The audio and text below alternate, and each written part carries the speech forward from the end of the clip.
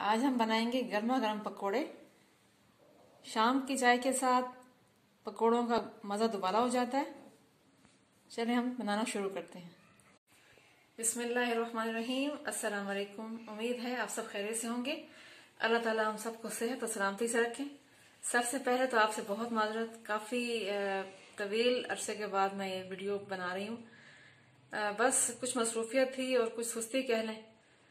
सिलसिला शुरू दोबारा से किया है तो इंशाल्लाह अल्लाह करे कंटिन्यू रहे। आज हम पकोड़े बनाएंगे। उसके लिए हमें जो चीज़ें चाहिए, मैंने 3 अदद आलू लिए हैं और उनको इस तरह चौकोर टुकड़ों में मैंने काट लिया है। 1 अदद मैंने बैंगन लिया है, इसको भी मैंने बारीक काट लिया है। ये ऑप्शनल है, अगर आप चाहें तो इस्तेमाल करें, पसंद नहीं तो आप स्किप कर दें। 1 अदद मैंने दरमियाने साइज की प्याज भी स्लाइसिस में काट ली है। हरी मिर्चें ली हैं मैंने 3 अदद, उनको बारीक काट लिया है। हरा धनिया हस्बे ज़रूरत लें। अगर आप हरा धनिया के साथ थोड़ा सा पुदीना भी ऐड करना चाहें और पालक भी इस्तेमाल करना चाहें तो भी आप कर सकते हैं। मेरे पास उस वक्त मौजूद नहीं थी तो मैंने सिर्फ हरा धनिया पर इत्तफा किया है। बेसन मैंने लिया है तकरीबन 1 कप। मसालों में हमें चाहिए होगा नमक आधा चाय का चम्मच, कुटी हुई सुर्ख मिर्च आधा चाय का चम्मच, खुश्क धनिया पाउडर 1 चाय का चम्मच, पिसी हुई लाल मिर्च 1 चाय का चम्मच, पिसी हुई काली मिर्च आधा चाय का चम्मच, हल्दी 1 चुटकी और मीठा सोडा जिसको बेकिंग सोडा भी कहते हैं, याद रहे ये बेकिंग पाउडर नहीं है, ये भी 1 चुटकी। चलिए हम शुरू करते हैं।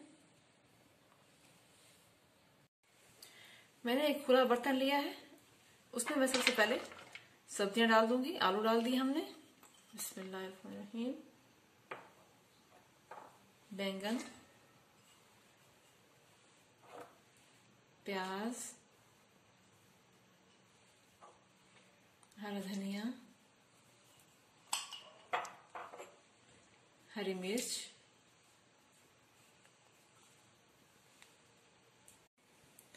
बेसन, बिस्मिल्लाहिर्रहमानिर्रहीम। ये मसाले अपने टेस्ट के मुताबिक हम कम या ज्यादा कर सकते हैं। अब इनको मैं मिक्स कर लूंगी, बिस्मिल्लाहिर्रहमानिर्रहीम।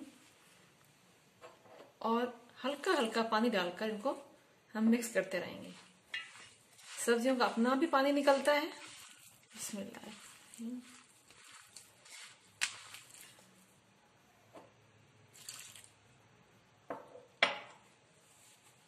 इस तरीके से बने हुए पकोड़े एक तो खस्ता बनेंगे और बहुत ही लजीज जबरदस्त इनका टेस्ट होगा इंशाल्लाह। आप देख रहे हैं मैंने कितना कम पानी इस्तेमाल किया है। अभी जब हम इसको मिक्स करेंगे तो सब्जियों का अपना पानी भी उसको मजीद सेट कर देगा।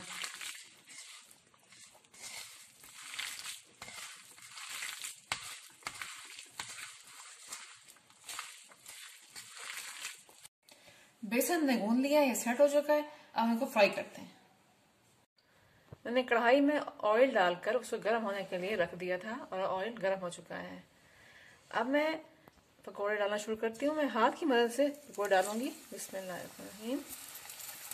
मुझे चूंकि यही तरीका पसंद है, आप चाहें तो चम्मच भी इस्तेमाल कर सकते हैं।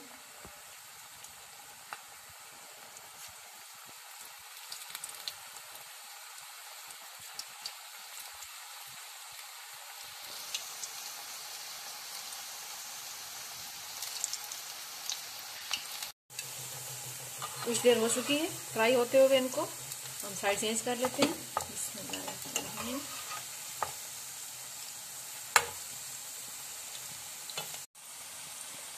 पकौड़ों का कलर आहिस्ता आहिस्ता से गोल्डन हो रहा है।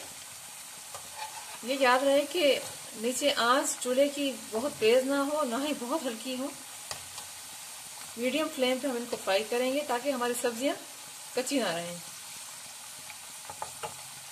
बहुत ही खूबसूरत सा गोल्डन कलर आने पर हम इनको निकाल लेंगे। पकौड़े फ्राई हो चुके हैं हमारे माशाल्लाह, बिस्मिल्लाहिर्रहमानिर्रहीम। एक प्लेट पे मैंने टिश्यू रख दिया है, उस पर हम पकौड़े डाल देंगे।